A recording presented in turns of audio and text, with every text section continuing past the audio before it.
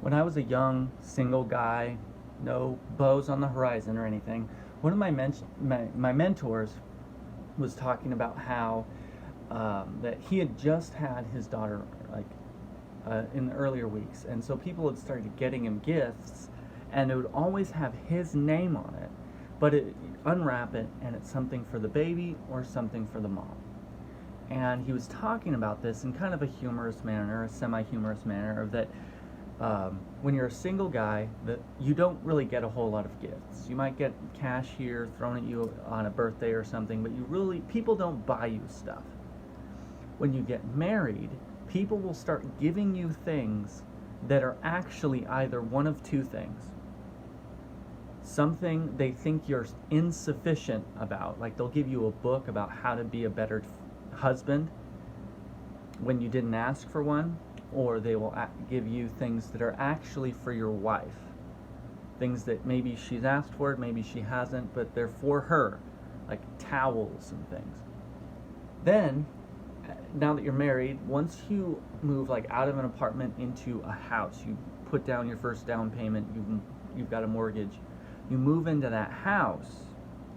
Now, everything that you get is going to be for the house. They're going to get you like a 50-yard rubber hose. They're going to get you weed whackers, and they're going to get you things like that, especially stuff that's directly tied to things that they know your wife wants you to do around the house, like let's say a tiller for the garden, or whatever. Like, it's always going to be for the house on behalf of the wife.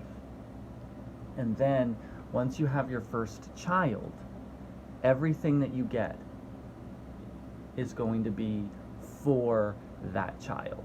It's either going to be gift cards for places like Babies R Us or things like that. Like, it's always going to be that every time. And we laughed about it back then. This was almost 15 years ago, maybe 12 years ago. We laughed about it back then. But now that I am both married, have a house, and have a child, it's totally, completely true. And it seems like this is something of a coded language about gifts, is that as a man, I don't get gifts. Of course, I mean, my wife will give me things, but like my mom, she gives me stuff for the baby now, and my mother-in-law gives me stuff addressed to me, but they're for the baby. They're for my wife. And I think there's something to be learned about this, that in the gospel, as a Christian, it's very easy that to do one of two things. To get coded into everything I have is solely for someone else. If I'm listening to a sermon, especially since I'm a preacher type, if I'm listening to a sermon, it's because I'm priming myself later. I'm storing information so I can regurgitate it later to, let's say, my YouTube channel or my TikTok, or to a conversation later, or Bible study I'm leading or something. It's very easy to just take in, throw it out. Everything that I'm going to consume, every book that I'm going to read, everything is always going to be so that I can just regurgitate it out later. It's a gift for someone else. Or it's that I can begin to see everything in my life, that the only reason my marriage, the sole purpose of my marriage is for my child. That I'm going to we got to keep it together because we want the baby to have as good of a life as she can manage. And so whatever it takes, we're just going to do that.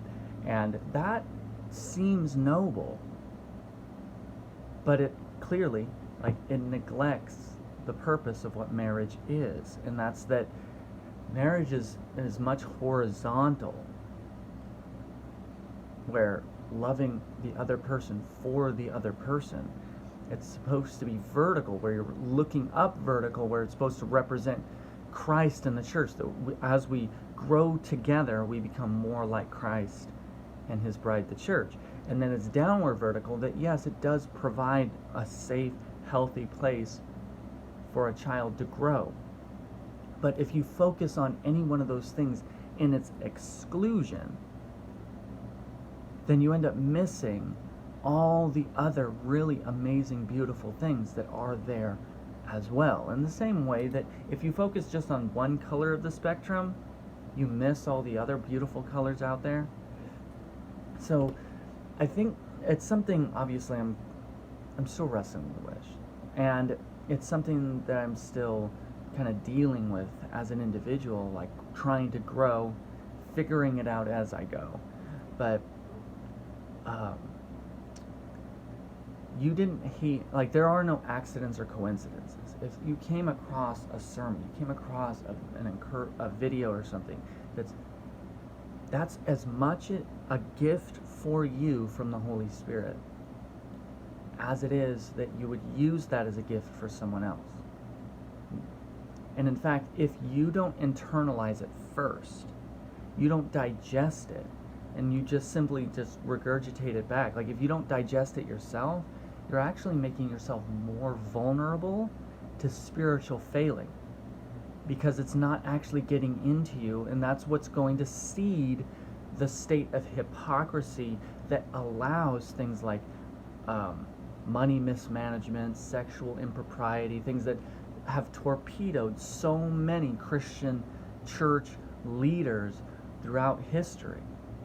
You're just going to become another one of the statistics because you set the seeds in the soil for that to happen. So here's the takeaway. Don't try to figure out how something you heard can be something for someone else until you've figured out what you've heard is for you. If even in stuff like, I read books about marriage, I read books about men's ministry and leadership and things like that, and of course they always have chapters that are dedicated to the divorced husband and to the widowed husband.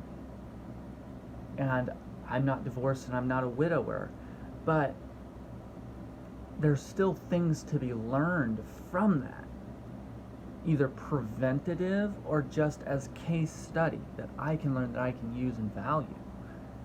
But I have to look, I have to reflect, I have to try to find that space where it's going to fit. Otherwise, it just ends up going to waste.